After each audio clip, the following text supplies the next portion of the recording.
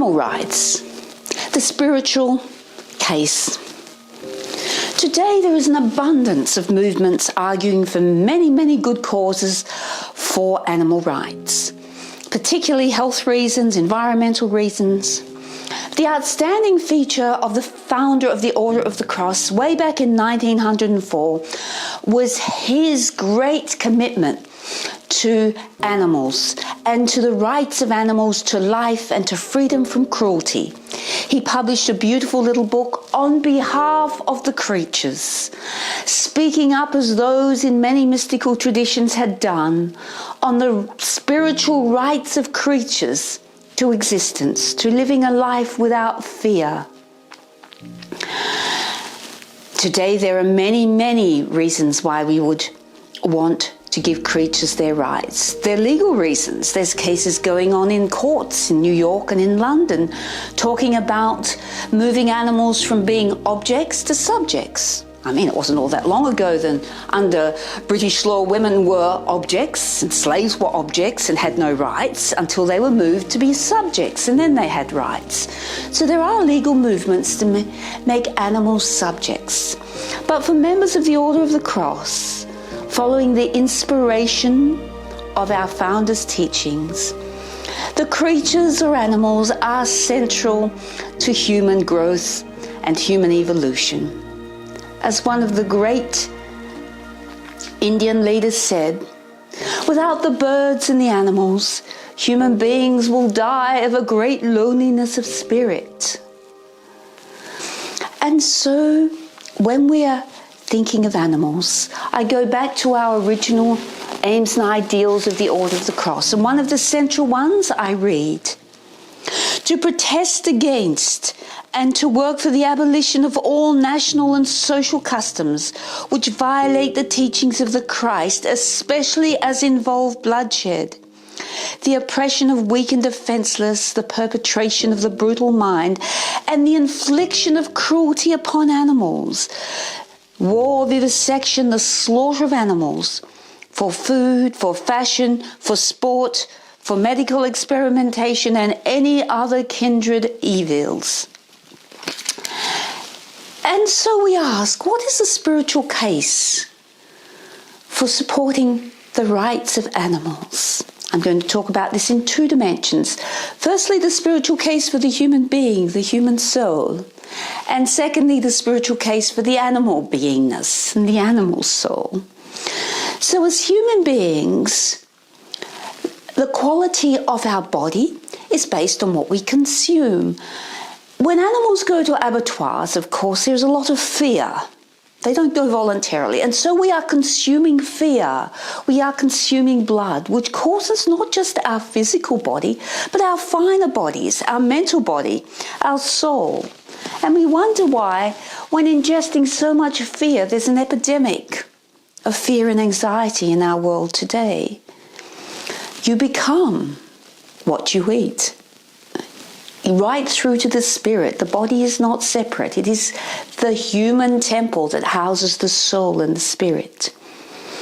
And for the human being, the coarseness of spirit required to kill an animal is like the thin edge of the wedge, which enables us to commit other moral atrocities more easily, like killing other human beings in homicides or in war. It's once been said that the moral nature of a human being can be determined by the way they treat those weaker than them and their animals. And the moral nature of a society is determined by how they treat the weak and the animals. And so for our spiritual growth and strength and awakening, it calls upon us to treat the animals with kindness, with love, to embrace them in our hearts, to give them the right to an existence free of cruelty, free of oppression, free of abuse, free of torment, free of experimentation for any purposes at all, where they can live their natural lives in harmony and joy and happiness, which animals so easily know. And if we go back to this beautiful symbol which is at the heart of the Order of the Cross. The first step, the Jesus life, cannot be done without embracing the creatures. Because when we do not embrace the creatures, when we use them and abuse them for food, fashion, sport, medical purposes, experimentation, beauty, fur, whatever, we actually create a huge cry from the animal kingdom which develops a veil of blood around the planet. And many mystics and seers have written of this. The anguish around the planet of the cry of the creature kingdom. And this is stopping human evolution. It is stopping peace on earth. It's stopping us rising to Christ life, to illumination, to the light, to creating the new earth that we all so deeply long for, the place of peace and harmony. And from the animals' points of view, animals, certainly in the understanding of the Order of the Cross, and many of the great religious traditions, animals are not objects. Animals are actually spiritual beings. In fact, they are younger souls. They are our younger brothers and sisters, also on an evolutionary path towards the human kingdom. And in particular, dogs and horses are very close to the human kingdom, as we all know.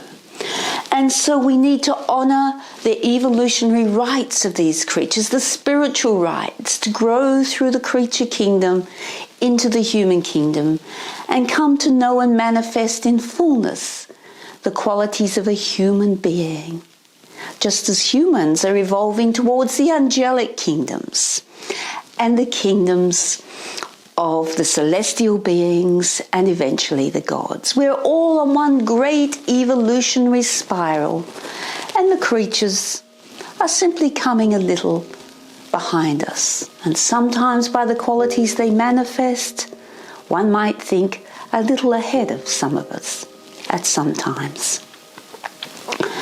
And so at the heart of the Order of the Cross is a call to treat the creatures as our younger brothers and sisters, to embrace them in compassion, and to work for the abolition of all customs and traditions and dietary practices that involve cruelty and denial of life to the creature kingdom.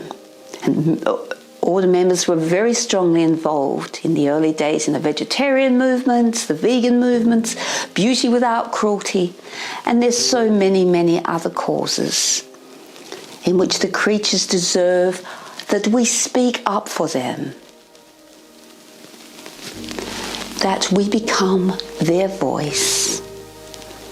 And I'd like to conclude with the wonderful words of one of the great Christian mystics in the 1880s, Anna Bonus Kingsford. And she described this as the crucifixion of the Christ within us. And she said very beautifully and poignantly, "I am wounded in my right hand for man, and in my left hand for woman. I am wounded in my right foot for the creatures of the earth, and in my left foot for the creatures of the sea, and in my heart for all." As long as any soul, whether it be a man or a woman or a creature, is wounded, we are all wounded. And every act we make towards opening our heart and our compassion to heal humanity and embrace the creature kingdom, we make a gesture to the healing of the Christ within us that has been crucified for so many ages.